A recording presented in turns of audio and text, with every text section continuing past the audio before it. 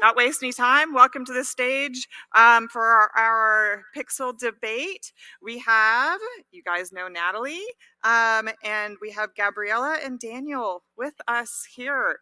So please welcome to the stage. Come on. Round of applause. Thank you. Thank you. This is the fun stuff, guys. It's all fun stuff. Good. Do you all have food in your stomachs? Yeah? What is it? Tex-Mex? Looks good. Someone save something for me later because I haven't had lunch yet. Welcome back to the second Pixel debate. We've waited a little bit longer so you could grab your food, grab your seat, and on the table you should see one of these. Okay? Now I know that some people had a little bit of an issue voting, so just in case you can't get into Ring Central, you can use this QR code here to place your vote. So, what are you going to be voting about today? The motion is design in every team kills design. Now, you would think that design in every team is progress for the craft of design. You know, to have it in every single department, in every single team, that's progress. And the point that we're striving for design maturity in our field, that makes sense. Or does it? Or does it? Some would say that it's great because it enhances collaboration, creativity. On the other side, people are saying that design is spread too thin. And then who holds the accountability of design? And to that point, spreading it so thinly, does it also lose its soul? So this is the tension that we're going to be discovering today in our debate, and we've got two incredible pixel thinkers to guide us through this nuanced conversation. So let me welcome to the stage, for the motion, Gabriela from Mexico. Hey, hello. How are you? And against the motion, we have Daniel from Riyadh, coming all the way from Saudi Arabia. Now, the format is exactly the same as yesterday with a slight amendment. Each of the debaters will still have their 4 minutes to make their opening statement. And then we're going to have 10 minutes of a head-to-head clash. To ensure that we get enough of a debate, we're going to remove the Q&A because we are a little bit restricted in time. Now, before they start, I would like you to all vote now. Where do you stand on this motion? Where do you stand right now? So please go on your QR codes and vote whether you're for or against the motion. Let's see where we are. Let me see who's voting. Unfortunately, we can't have them visible on the slide, so I will verbally tell you.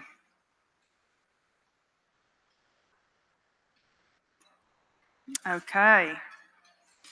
Ooh, so far we have 57% agree that design in every team kills design, and it's changing, but still against the motion is 43. So for the motion is winning, okay?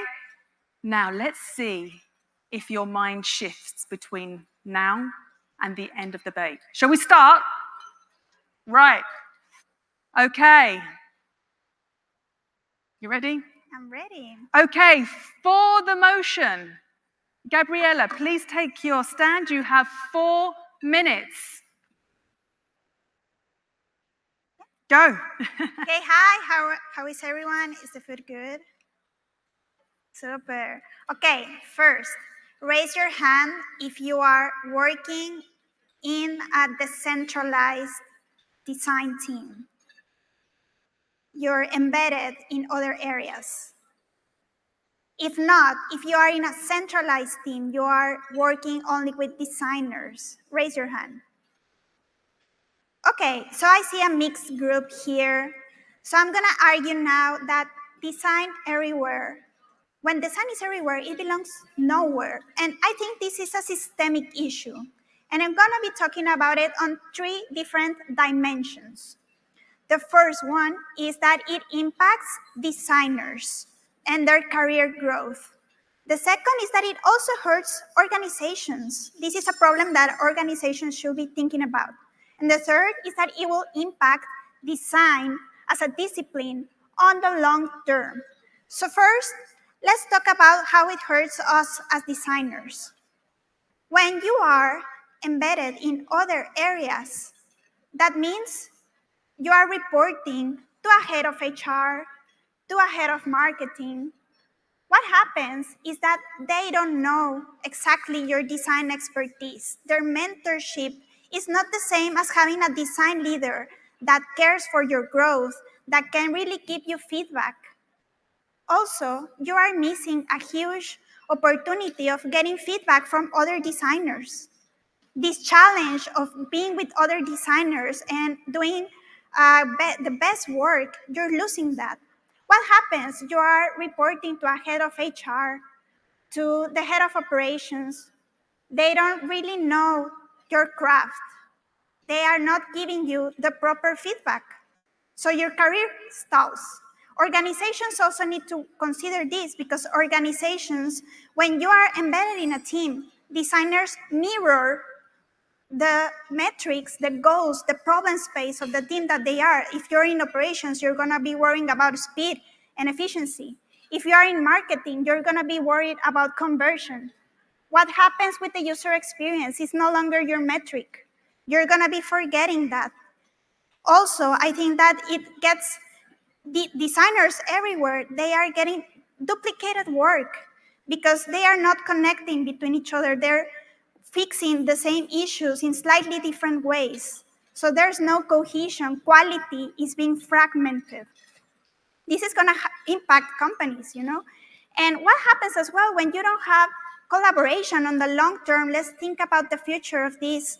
There might be less spaces to collaborate, to share knowledge between each other. So maybe that will mean less publications, less breakthroughs, less methods being invented. This happens when you collaborate with designers. If not, you're staying on a very technical level. You become generalist. Imagine one day you have to be doing workshops, one day you have to be doing research. So you don't have this opportunity to brainstorm, to think about things, then the whole design discipline will be hurting a long time. And I don't think I'm talking just about my experience. I'm Mexican, so I think that in Mexico this happens, but I've seen the news all over the world. Layoffs are happening. Designers are usually the first team to go. This happened to me just recently. I empathize with this topic. I think that design is unprotected. And if we dilute it further, we're losing our authority. We're losing our voice. So I think that in this motion, we will provide some food for thought for you now that you're having lunch. Think about this. And please vote that you agree on this topic. Thank you, Gabriela. A great opening statement. Now, against the motion, I present Daniel. My fellow designers, some are senior here, some are junior, some are aspiring designers. Today, I want to argue the motion that design across every organization doesn't kill design. It creates impact. It builds better businesses. I want you to reflect on yourselves. Who here designers felt that they lost their vision? They fell out of love with design. They lost budget. They were always fighting different parts of the organization. I've faced this, and I know quite a few designers I've spoken to today and throughout this conference face the same issues over time. The world is evolving with AI, with constraints in the economy. We need to be ahead. We've seen across the whole conference, there's been ongoing arguments that we need to think closer to the organizations we work with. We need to have shared language. We need to communicate with business leaders and people across different parts of the business. And I'm working for a startup at the moment, but I've also worked with large organizations, government around the world. And I've seen a huge trend where organizations are start adopting this more matrix pod model, where we're working with hand in hand, non-designers, people that are SMEs, to think about what the future looks like. There might be a question around, there's too many cooks in the kitchen. I challenge that whole notion. I think we need to start thinking about how do we invite people around the conversation, the problems we're facing from day one. One, to get buy-in, to understand how the SMEs think about problems and challenges, rather than just jump into solutions. That's going to be really critical as we start evolving and build more maturity in our design agencies and organizations. And that's where we're moving towards. It's something that we need to start thinking about. How do we shift our mindset from these silo designers that work in the corner, that create all these amazing things with our Apple monitors and Apple laptops, and shift into how do we embed ourselves into different parts of the organization? We can really start building that empathy with people day in and day out. I worked in a large insurance company that were going through a huge transformation in the UK, and this approach worked. It worked because we were learning from what they needed. We were able to use the right type of language. We were able to engage with them from day one and understand what some of the challenges that they faced. And throughout the 5-year transformation, which was worth over £500 million with a P, we were successful. We were able to create real value, working hand in hand, not just being a department by themselves, but working across different parts of the team. And this takes time. Anyone that's boxing fans or sports fans, you may have heard the notion of slow is smooth, smooth is fast, fast is dangerous. You need to understand the maturity of business, how they review design, the resources you have, and how can you start making sure that you're embedding yourself across different parts of the organization. We're looking at this at the moment while we're trying to refigure how we create our whole operating model within Riyadh, creating a new way for everyone to be aligned from day one. And we're only a 600 people company at the moment. We're going to be growing massively over the next couple of years, but we've understood that having designers across the business, but also having a central excellence would add value. So today, I want you to really think about why designers need to be across different teams. It's to get that buy-in, but also to learn from other people around us. Thank you, everyone.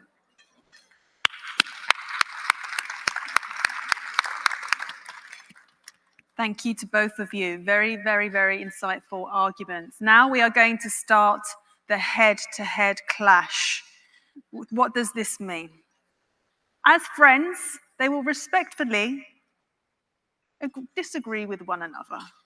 So let's start. Let me start with a question for both of you, and then I'll let you take over. When everything is called design, does the word still have a meaning? I can start this off if you want. Yeah. Yes, design will always have a meaning around it. It's evolving over time. I remember when it was around pushing pixels, I started my career in business. I learned a little bit about graphic design. Then I moved into innovation consulting. Design is always evolving, and we need to make sure that we're proactive. Design doesn't lose its meaning. It's how do we drive impact? How do we measure outcomes? But also how do we bring the whole business together? So we need to make sure that we're always in conversations with people across the business. And it doesn't mean that we're diluting the value of design. It means we're strengthening it because we can actually come together when we're in different departments to understand what we've learned, things that have failed, things that have worked, and also build a stronger practice. So I think design doesn't lose its meaning. But for the argument that design is spread everywhere, do people understand that everyone has a different understanding of what design is, and that's where probably the tension lies? What do you say about that? Yeah, that's actually what I'm trying to say, is that right now, design is already fragmented into different disciplines. We have service design, product design. Like, there's different perspectives inside organizations of what design means. Some companies will see design just as visual, and some others will see design as strategic. But when you are embedded in a team, you need to focus exactly on what this team is doing. and they really need a generalist vision. You have to do a lot of different things. My worry is that stakeholders will start to lose the sense that design can have impact beyond the small space that they have. So I think that this will start fragmenting and diluting the vision of what design as a whole can be. My opponent's views is something that is very old in terms of design thinking, in terms of how we position design. I challenge that whole notion. I think we're evolving into a new way of thinking, into a pod model where we have product designers, graphic designers, UX designers, service designers working together in tandem, but they're able to go into different departments to really start understanding where they can add the most value. There's always a case of design can change the world. We as designers need to look at ourselves and think about how do we change the way that we add value. We're not going to save organizations and businesses and companies by the way that we think alone. We need to actually embrace what other people think, having that nuance in terms of being built into different departments and thinking about how can we learn their lessons. I worked with an amazing legal company for a couple of years, many years ago. We did that exact same thing. We're able to learn from each other and share values. We're able to have a common understanding. We're able to build a business case with the businesses involved day in and day out. We couldn't have done that if we were just one solo department. We had to embed ourselves into some of the key departments to make sure that we really were able to really speak the voice and really understand what other people cared about, rather than just thinking about the things designers really care for, which is usually how things look and how the customer or end user cares about. We also need to evolve our thinking. What about the revenue streams? What about cost savings? What about governance? These are key things that usually we're not involved in, but being involved in embedded teams helps us understand that nuance and make sure that we have a stronger voice over time. Yeah, and you know what, Daniel? I honestly wish that I could believe in what you're saying. It sounds so amazing, like being collaborative and being embedded with all of these areas. But in my opinion, I don't think it's realistic. We see this right now, like this is what's happening and it's hurting right now. Designers are really losing their voice. They are getting run over by the different visions and perspectives of these areas. You mentioned, for example, like the organization having like these tools and having like a connected vision. But I think that then you have different priorities. Who you're gonna listen? Is it gonna be the designers? Is it gonna be the business stakeholders? Like, where's the connection? And you also mentioned cost. And I think that for this to work, it's gonna be very costly for organizations because they need very senior designers that are able to manage all of these. I don't know if it's realistic to have this amount of senior designers in the organization. I think if you take yourself back 2 hours and yesterday, you'll see that there were senior designers on the stage today that actually debated exactly against what you proposed. We have senior designers in leadership roles that have shown that they work. We've seen design teams mature from a team of just 2 to a team of over 38.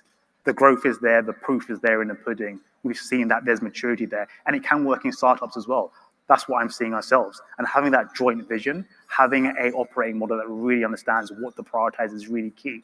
And on that point as well, designers need to really be a part of those conversations. It's not just product, it's not just digital, it's not just operations or let's say corporate.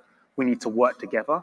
And I've worked in a lot of organizations where there's been a prioritization model where we have the voice of everyone. There's always going to be debates, and it might take a little bit longer. But if we think more future term, if we want to save design and make sure that we're positioned in the right way in the future, we need to be a part of those conversations now, so long term we can be sustainable.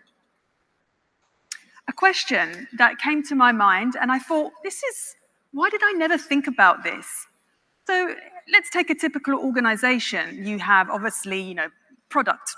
You have, your product team, you maybe have design under product, and then you have, let's take a SaaS company, you have marketing and sales, customer success, et cetera, Now, we advocate to have design in every team, but why do we advocate for that? For example, there's not a legal team in every department. There's not a HR team in every department. Why is it that we feel that design has to be in every department? No. I'll start with Gabriela. I think that this is such an important issue because if you have designers, you are requiring so much of designers right now. You are expecting them to do so much. You never expect that for other areas, as you say. And I think that's because design really provides value. It has provided value so far to the company. And I think that's actually what worries me the most. I think that when you're focusing on the bottom line, you stop worrying about users and what the, the actual users need and mean. And you don't have time to focus on everything. You need to do a lot of stuff. So I don't know, Daniel. Yes. So this is an interesting conversation debate I've had with a few leaders in the conference and also in my spare time. Design is always evolving. I'm going to specifically focus on server design. We think end to end. We are in a unique space where we look at everything in a big picture and we can bring people together. Yes, if someone's from legal and someone's from accounting, they'll be in a certain department because they only focus on the bottom line or writing contracts, for example. But as server designers, as strategic designers, as UX designers, we think about the whole process and we're able to galvanize people and think about those problems and also bring people across the journey who will actually buy into this change and adoption. If you ever consider the employee experience, if you ever think about how we change processes, if you think about the apps, the spaces, even mental health, it all involves working with designers hand in hand. So embedding them in the right projects and prioritize them is always going to be key for how organizations are going to evolve. To be honest, I'm going to challenge what you say. Organizations that only have one department for designers, they're not going to be here in the next 20 years. I don't know. I think that right now we are focusing on a very small battle, which is this collaboration and what happens when you are integrated. But we are losing the bigger picture. I think that this space that you have when you are collaborating day to day with designers, that's where innovation happens. I think that it will not happen if you are embedded in a team. Inside a team, I think that the requirements are very technical. So I'm not sure that us collectively as designers, we're going to be able to push through the next level if we remain there. Imagine a world where everyone thinks like you. That's design department. You're working in a place where everyone agrees and everyone says, yes, I've gone to the same courses, the same design college, I use the same tools. That creates groupthink. And then you're put into a bubble. When you're adopting other ways of thinking, you work with people that come from operations, come from finance, come from procurement, come from commercial. You get a nuanced way of thinking about things. You can learn from each other. There's a collective intelligence there. This is the future. I've been in that whole think process of I'm a designer and I'm going to save the organization. I think I'm going to change the way that people think. No, you need to actually take a step back, remove your own biases and learn with the organization because you're going to be pushed out of those conversations. And maybe one day you'll be sent into the office to say, we no longer need you because you don't think like the rest of the business. And you're always challenging our norms where it should be, how do we work with each other? How does 1 + 1 = 3?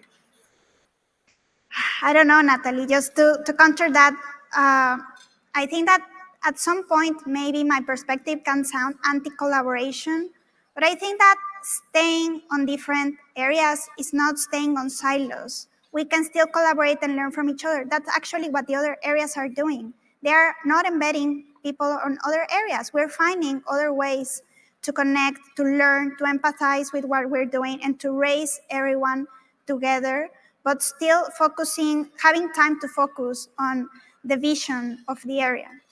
So I want to challenge the notion, what other department goes across every part of the business to collaborate? I don't think I've seen anything like that in the way that designers work.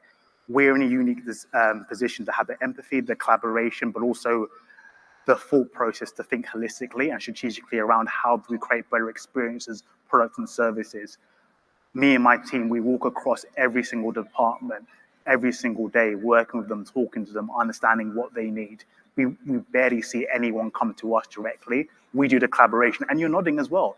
You understand that the future is we need to be embedded in different departments to make sure that we're hearing their voices, we're testing, we're proving what works. Thank you to both of you. I think there is a good case on both sides, that is for sure, and it's a conversation that we can keep on talking about.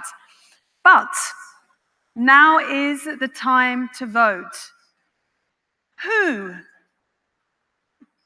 According to you, yeah, take your phones out. Who, according to you, has presented the strongest argument?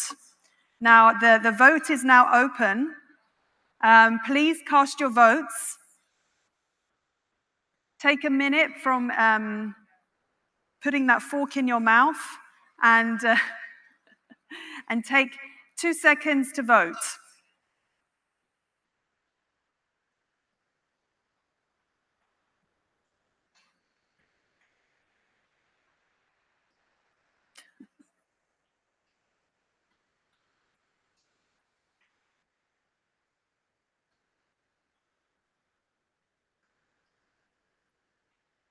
Let's not get lazy, everyone.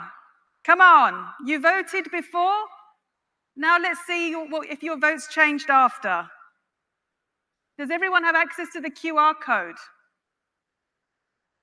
Yes, okay, great. Place your vote. We've got no votes coming in, come on. Is it? Is the internet slow? Who's voted? I don't see anything. This is very strange. There must be a bug. Okay, I think there's a... Sorry?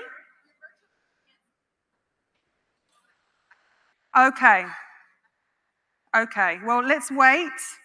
But why don't we just do it manually? Okay. Hands up who voted for the motion before the argument started. Put your hands up. Okay. So there was a few, yeah, okay. That design kills. Okay. And who voted initially against the motion? Put your hands up. Okay. Now, after the debate, who's changed their mind? Okay, who still remains for the motion? Less. Okay, and against the motion? Now it's so hard. I got 1, 2, 3, 4, 5, 5, 5. But it seems, okay. Oh, the votes have come in. Okay. I was getting a little bit nervous. I was getting a little bit hot under the collar. Or it's a tie. All right. Okay. So now I can officially say that 43% of you agreed for the motion and 57 disagreed with the motion. Now, 57. Hold on. Okay, and now I can officially confirm that Daniel has won the motion. Congratulations. With a 3% swing in vote. It was tight. It was tight. Okay, but both of you made amazing arguments, and I think this is a conversation we need to continue to have in this safe space of debate. So thank you so much. You'll be hearing more of Pixel Debate. Follow Pixel Debate, and as an avid service designer, I want to bring debate into the service design community as much as we can. As Daniel said, I think service designers are the only ones that would know the ins and outs of an entire company. That's like a superpower. No other type of employee has that skill, the adaptability, the flexibility. So why don't we also add into this the ability to elevate our conversation across organization with debate. Thank you so much. Enjoy the rest of your lunch.